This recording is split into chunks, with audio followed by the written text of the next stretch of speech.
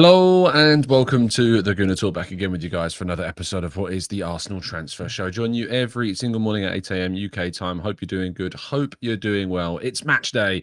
The season is back. We have returned to the action as Arsenal take on Manchester City in today's Community Shield at Wembley Stadium. Very much looking forward to travelling up to North London today to go to Wembley. It's the first time I've been to Wembley to see Arsenal. I've been to Wembley a number of times before.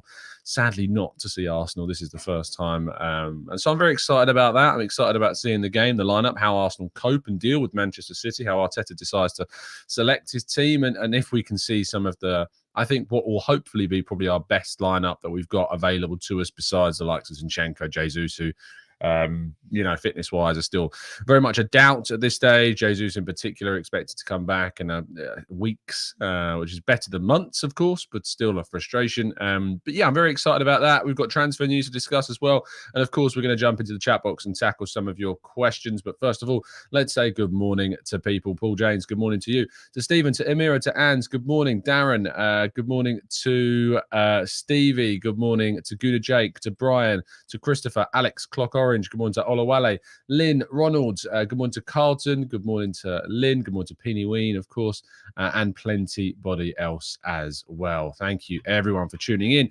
Do drop a like on the video. Subscribe to the channel if you're new around here. We do these shows every single day at this very, very good time to bring you all the latest Arsenal updates and transfer insights. So let's crack on with today's story, shall we? We start with Oleksandr Zinchenko. He has indeed continued to fight to get back to full fitness, but he has been speaking. He took part in the game for Ukraine yesterday, which I recommend to check out the highlights for. There was a horrific decision to rule out a Jack Wilshere goal that was miles onside and very well taken indeed. Clarence Seedorf scoring a fantastic left-footed strike as well. Would recommend that if you haven't seen that also. But Zinchenko still fighting to get fit and ready. He says, fitness is good. I feel much better. I started to train with the team yesterday. I would love to be ready for the Community Shield tomorrow, but I don't know yet because the manager is going to decide. Unfortunately, I've missed some pre-season time and now I need to get back to my best version before the season, but I'm ready to do it, which is obviously really, really positive to see that we are very, very close to getting back Oleksandr Zinchenko into the Arsenal team. And I'm looking forward to seeing the Ukrainian international return and play with instead of Jurriën Timber. I'm interested to see if those two can play together, if that is something that we can see, or if the balance is too off. But we'll have to wait and see indeed. But I think that Jurriën Timber will probably start today's game in that left back position.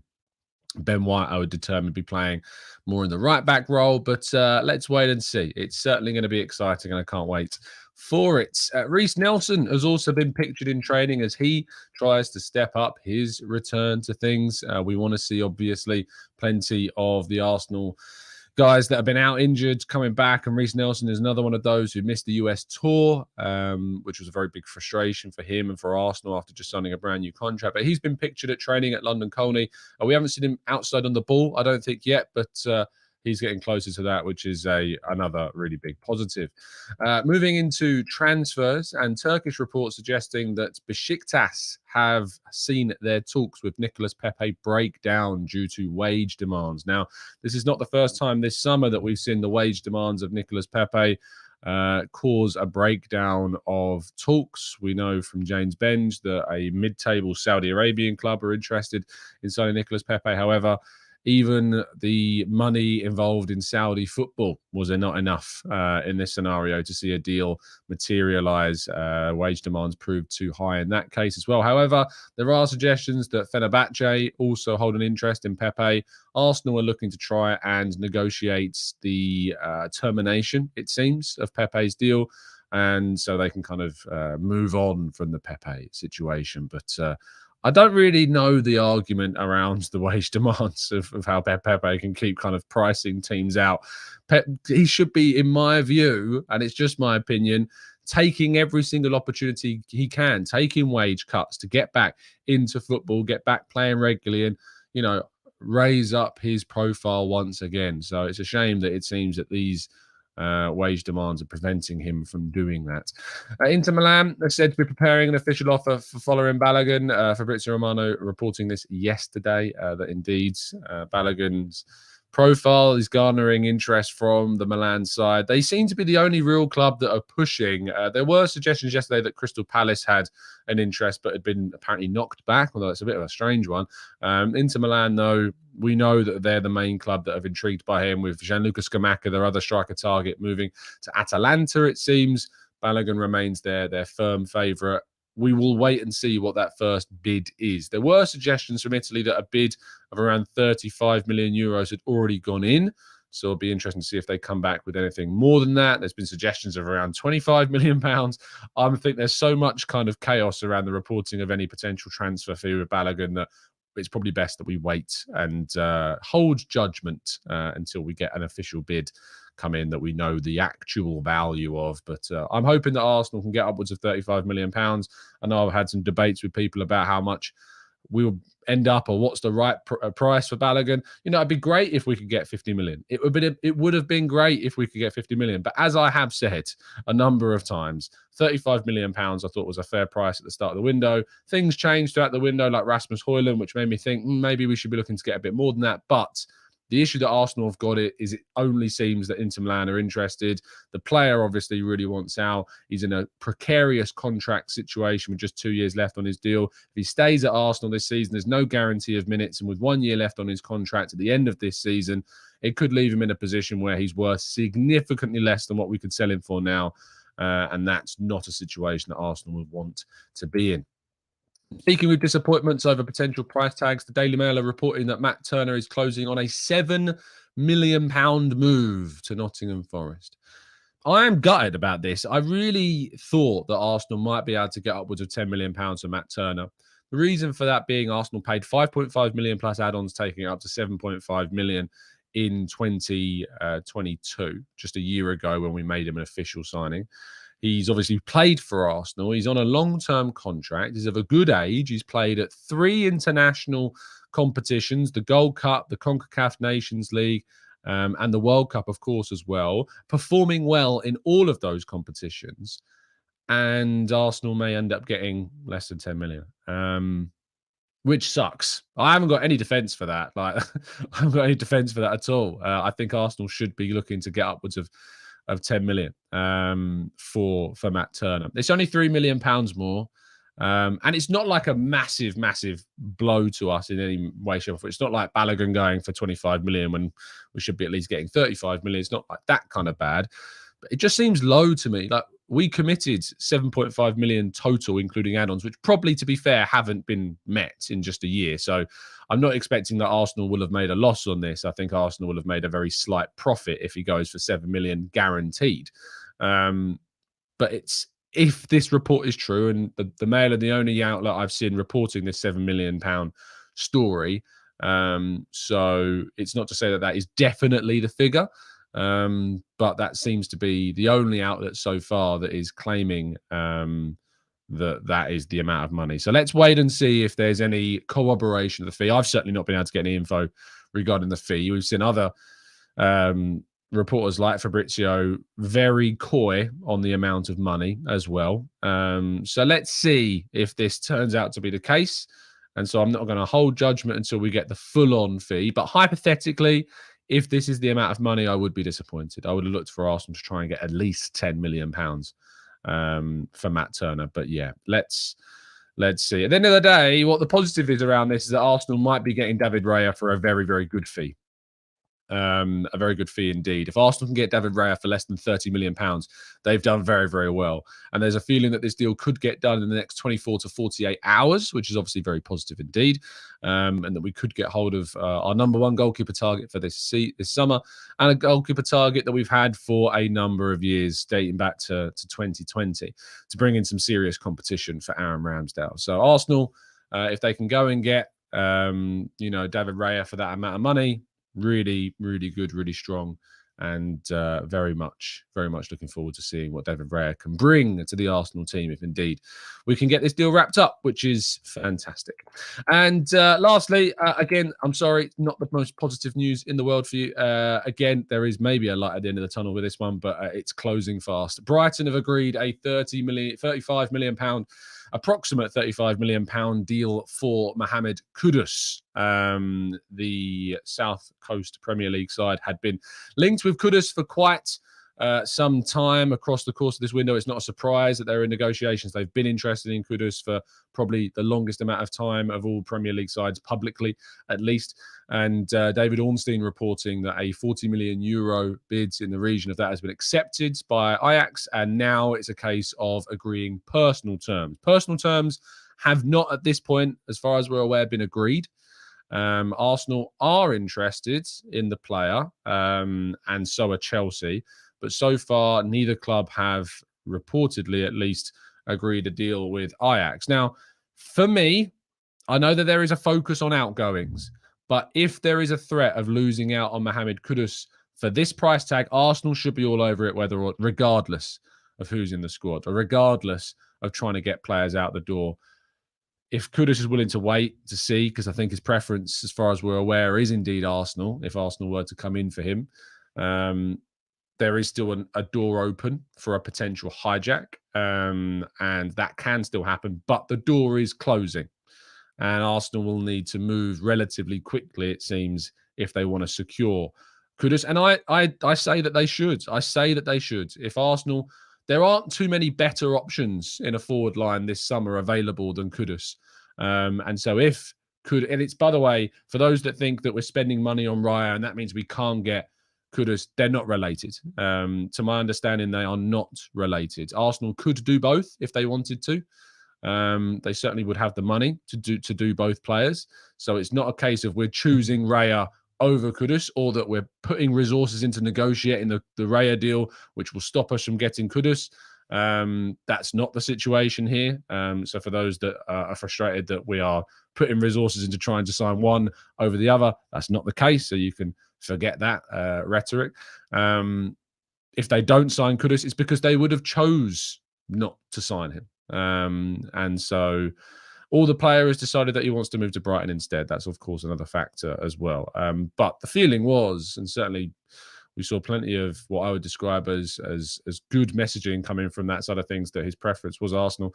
But let's wait and see. The door, as I say, remains open, and there'll be a decision made. And if we don't get Kudus, it won't be down to the fact that Brighton beat Arsenal to him. It'll be because Arsenal in the end decided that they didn't want to move for him, which I think is a shame, because I think I would have liked to have seen Kudus end up at Arsenal. And who knows, maybe we'll still see that. But as I say, that the opportunity to sign him is closing very, very quickly indeed.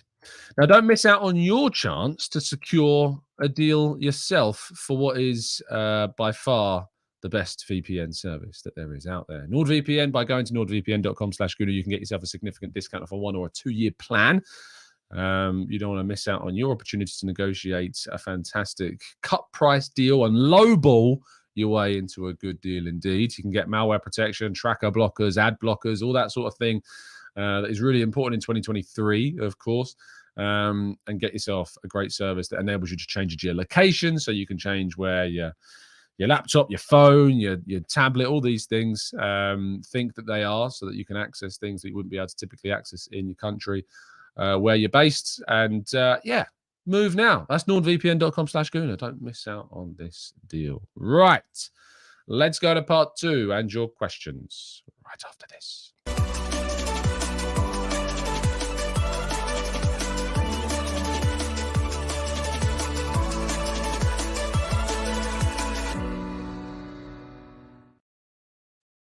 I look forward to welcoming as many of you as possible to the Mildmade Club on the 13th of August. Tickets still available. Go to the link in the description if you'd like to get some. We gave away 2 of our free tickets yesterday. I look forward to meeting our ticket holders a week today. It's 1 week today, next Sunday, the 13th of August. Join myself, Harry Simu, FK, Mike Fernberg, and Bailey Keogh. It's going to be a great evening. A lot of fun, a lot of games, a lot of Arsenal chat.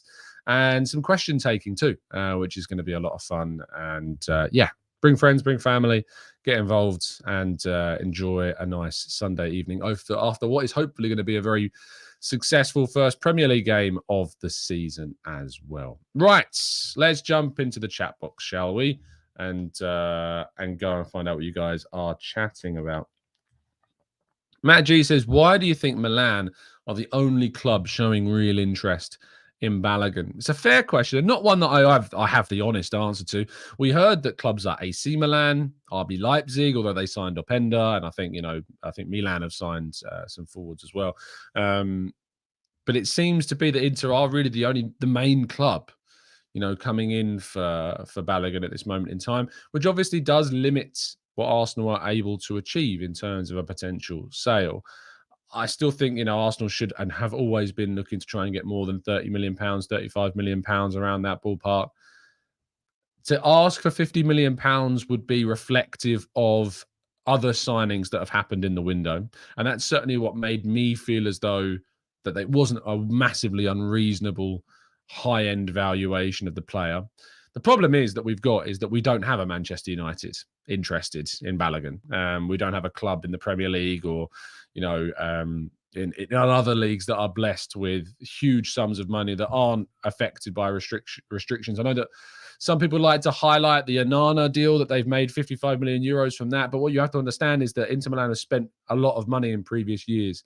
And because of the ownership, the Chinese ownership side of things with them, they are restricted. I'd recommend doing some research into why Inter Milan are so financially kind of in this strange purgatorial position, if you like. So it's good reading and good education to do so. So, yeah, go give it a read if you can. But it's difficult, Matt, to know why they're the only club, because you'd think that loads of clubs would be interested. But maybe we're rating him higher than other clubs do. Odin's Raven, which is a very interesting name, says, Tom, we need strikers to fit the team system, not us changing the system and not the other way around. Do you think the homegrown Arsenal, Ed and Flo, would have trained to fit the system? I think, Flo could have fitted the system if we'd have, if he'd been, I don't use words like more willing, because there's been no evidence just that he's not more willing other than the comments that he made around he didn't feel like he had to try extra hard, which is a bit of a strange comment to make. But I think that Arsenal always sign players in the knowledge that they're going to have to do work with them, that they're going to have to mold them into Arsenal system. We won't change the system massively to fit them. We might adapt things slightly. That the system isn't so rigid that you have to adapt the player 100% on their side. There is a bit of give and take. And I think we might see that with Reiss coming into the team, about how we adapt to Reiss's involvement in the side. Havertz being another player as well that we'll have to adapt to. So I think there's give and take on both sides. But Eddie and Flo, Eddie obviously I think fits things a lot more simply because he's been here a long time and played under the whole of Arteta's tenure. But if we sign a forwards, they are going to have to adapt in some ways as well. Lynn says, Tom, this is where Edu falls down because his negotiating skills doesn't appear to fight hard enough to complete deals. With Reiss, it wasn't the same because he wanted to come to Arsenal. Now, I always say to people, I need you to tell me your solution. So whenever anyone says to me that Edu is not good enough, or this is where he's showing that he's not, he's not enough, or that what his actions are showing that he's somebody else basically would do a better job, is I often ask you guys is how. What do you expect? What is the expectation of people like Edu? What should they be doing? And when the answer is, well, they should be selling players for more, that's not what I'm talking about. I'm asking for people to come to me and tell me, what is their expectation? What would you see differently, and how would you see someone acting differently to try and get more money? Because obviously what we're going off of assumptions. We're going off of a lot of hypotheticals. I'm not a technical director. Even though I've had access to the club and spoken to Edu himself, I don't know the inner workings of that role. I don't know the inner workings of those negotiations. And so to know what a director could do differently, I'm just not privy to. So I need a lot of people, when they're very critical of these things, to come up with the solutions. Now, in my opinion, 7 million is too low. And I feel that we should have been trying to get at least 10 million pounds for a player that, after 3 good tournaments and a 5.5 guaranteed fee, 7.5 total investment a year ago. Should have got more from another Premier League side. But there is always going to be that unknown factor, as we don't know. We don't know the negotiations. We don't know what other offers have come in, if any. And that if Nottingham Forest have got... The problem with the Turner Forest situation is that Forest have got another option. And the other option that they've got is what's his name? Dean Henderson. And because they've got Dean Henderson as a potential alternative to Turner, maybe that weakens our position. And if we say kind of hold out too much and we haven't got any other teams coming in for Turner, and we say we want 10 and they're like, no, we're not paying any more than 7. If you don't accept this £7 million bid, we're going to go off and sign Dean Henderson on loan, and we can do that. And so is it better to get 7 million this summer now and sign Raya, or have another season of Turner as a third choice keeper, and in a year's time not be able to sell him for even 7 million quid, having played barely any games and not having any international tournaments to highlight his value? Is that better? And so that's the only other side of the argument. It's the only other defense which I'm kind of thinking of spontaneously now. That's the only kind of defense I've got. If the question is regarding Kudus, and I did see someone point out that they thought that Lynn can provide some clarity for me. I think someone said, I think that Lynn was talking about Kudus and negotiations for Kudus. Again, I don't know what the criticism can be of the Kudus side of things, because if Arsenal don't, trust me, Arsenal could afford £35 million for Kudus. If they don't sign him, it's because they have actively made that decision that they don't want to pursue a deal for Kudus at this point in time, for whatever reason. I don't know what that reason is, but I don't know what it is. And it will be down to them. It won't be because of an inefficiency on Edu's side. It won't be because he's not good enough of a sporting director. It won't be because Richard Garlick's not good enough at his job. It won't be because the owners aren't giving them the money. They would have made the decision not to do that deal. And for whatever reason that is, I'd love to know what it is, but I can't speculate on it because I don't know what it is. But I personally would have done it. Annick says, Edu acts like someone trying to scam you with a pyramid. What a ridiculous comment. Silly statement. Dan says, it's frustrating but understandable in my opinion. Only one club interested, minimal demand. Raya deal pretty much means we need to sell him, so the price might be driven down. And again, that's kind of what I discussed here, is a potential argument as to why it's at 7 million. But we are using a lot of hypotheticals. Omar says, is Edu the one doing the groundwork for all sales and purchases? I always thought that he's the one that had the final say. He's not the one that has the final say. The manager is the one that has the final say, to my understanding. Well, in terms of kind of someone on the ground, of course, the ownership have to sign off on everything. So Arteta might want a player, he's happy to bid this amount, but you obviously have to get the ownership's approval on everything. You have to get the green light from the big bosses. But Edu and Arteta are on kind of a similar plane of professional standing within the club. And so they will both have to sign off on any decision-making that happens. Richard Garlick is obviously very much involved in things as well.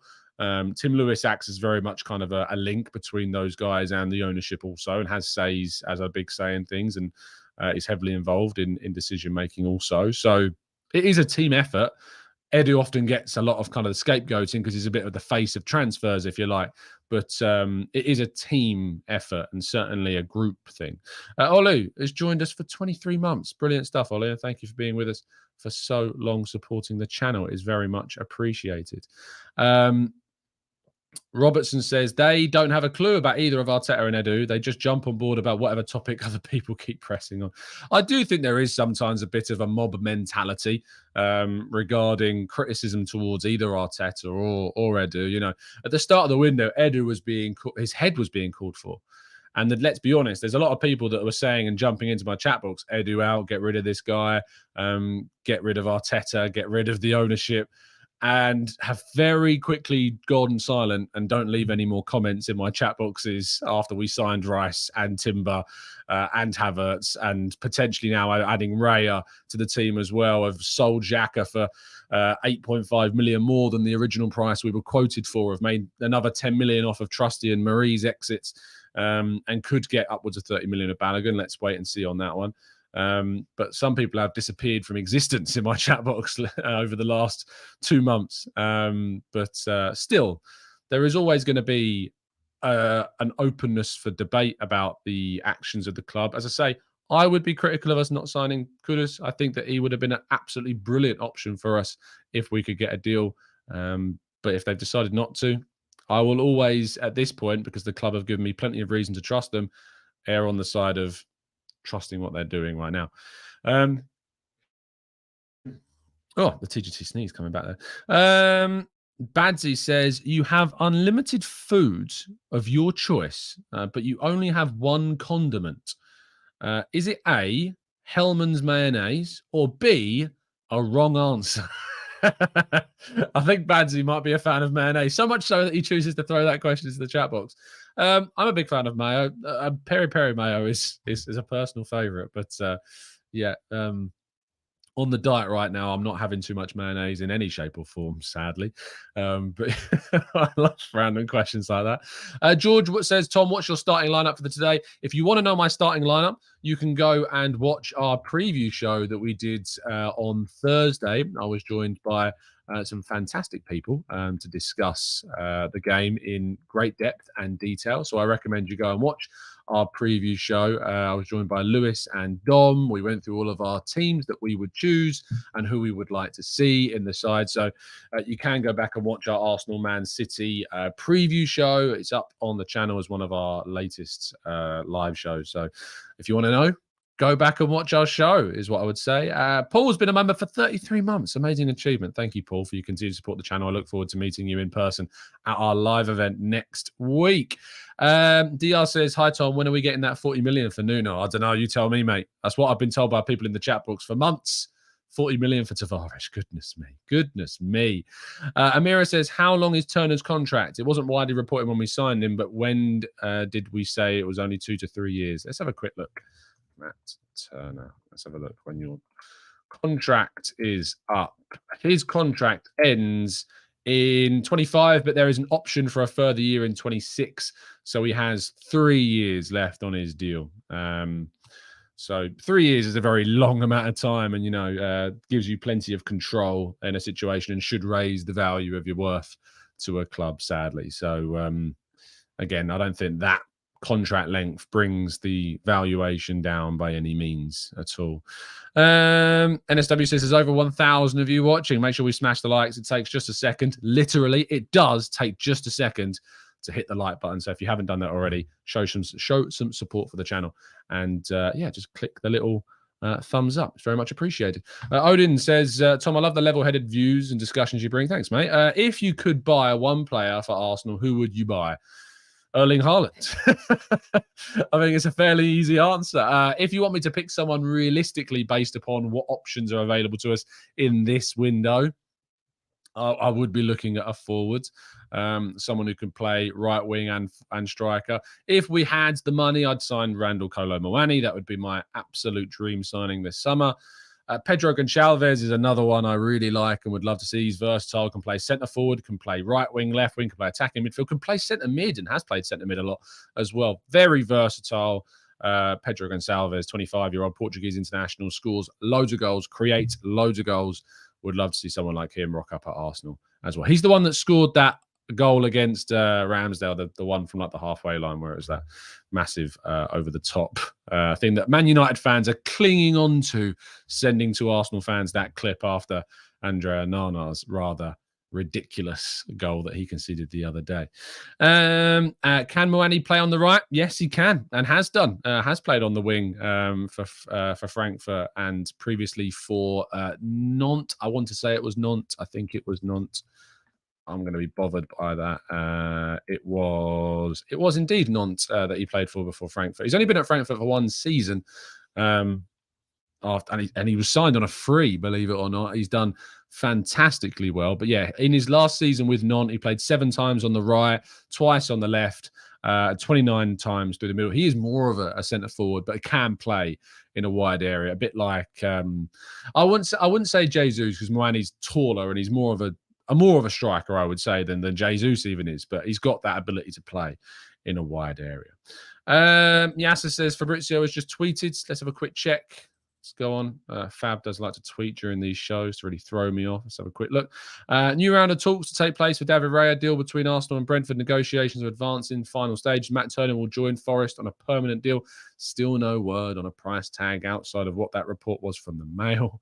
24/7 Wellbeing says, how much would Pedro Gonçalves cost? I don't know. I mean, Portuguese clubs love to get massive fees. He's ranked by Transfermarkt to 32 million euros. It's about 27 million pounds. I think they would want at least 40 million pounds. He has a contract till 26.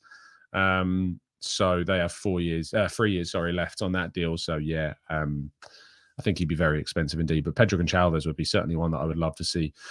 Arsenal, and funnily enough, Dave and Dean asking the question at the same time, would you take Joao Felix? I would, only if we could get him on loan with an option. I wouldn't buy him this summer. I would sign him on loan if there was an option included only. I would never, ever sign a player like Joao Felix on loan with no control.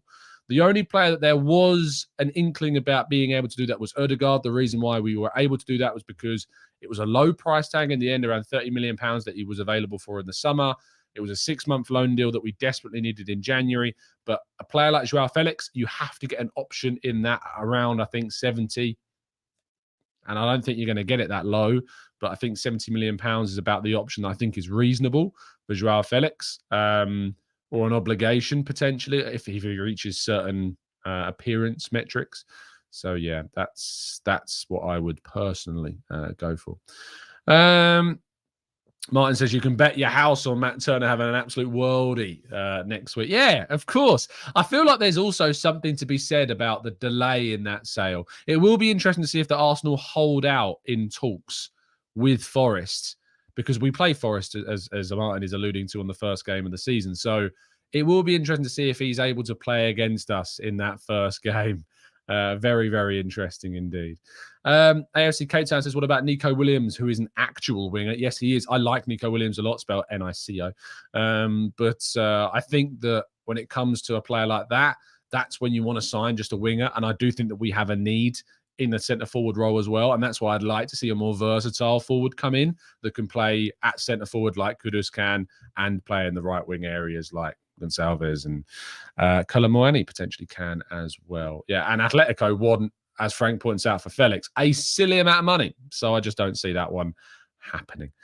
Lynn says, Tom, does it make sense that they don't go for Kudus and then we are linked with that player from Aston Villa who is a downgrade?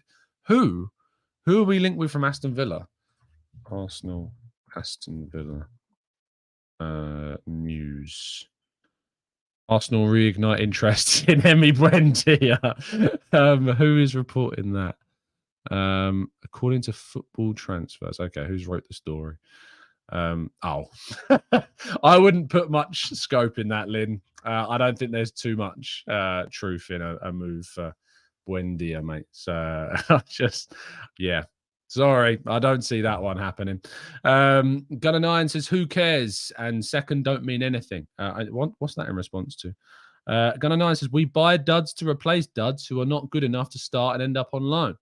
What, is Declan Rice not good enough? I mean, I don't agree with that comment. Yasser says, Joao Felix at Atletico is a mess and not even training. Joined Atletico the same year as Pepe joined Arsenal, yet Atletico are managing to maintain his market value when Pepe's is zero. What I would say is that Felix obviously went to Chelsea and looked quite good. You know, I think he looked quite good. I think that he played in a very difficult environment at Chelsea. And maybe if he'd have moved to Arsenal on loan, we were very interested in signing him on loan. Had he have moved to Arsenal on loan, I would have been intrigued to see how Felix would have got on. And that's why I still have an intrigue about Felix, because you say that like they've managed to maintain his value. In the season before, he left to join Chelsea on loan. I'm pretty sure he was like player of the month in 22, in 23, and 21, 22. I'm pretty sure he got a player of the month award in La Liga and had a very decent season. Things kind of broke down. His relationship with Diego Simeone broke down. So yeah, I just don't see that happening. Granddaddy Gooner Paul says, if we miss out on Kudus, would you go for Gabri Veiga? He can play in all front positions plus midfield. I think he's more of an attacking midfielder, is Gabri Veiga, than like a front three player. He was linked to City quite heavily. There's suggestions saying that Liverpool are trying to sign him at the moment, but I've not seen any suggestions that Arsenal will. I know that there was links to him at the beginning of June, July time, but nothing else. But he's played centre mid, attacking midfield. Not really played in wide areas, not really played as a striker. I don't think that's the profile of player, Paul, that we're really looking at right now. I think when you brought in Havertz, that was kind of it for attacking midfielders, to be honest. Gunnar 9 says, how many of our bench players are going to start every game this season? Has anyone noticed the contradiction in that sentence? How many of our bench players are going to start every game this season? How can they be a bit... I don't. That doesn't make any sense. It doesn't make any sense, does it? Ronald says, who would take a right wing now after the transfers of the summer? Yeah, me. I'd take a right winger. I'd take a right winger all day long.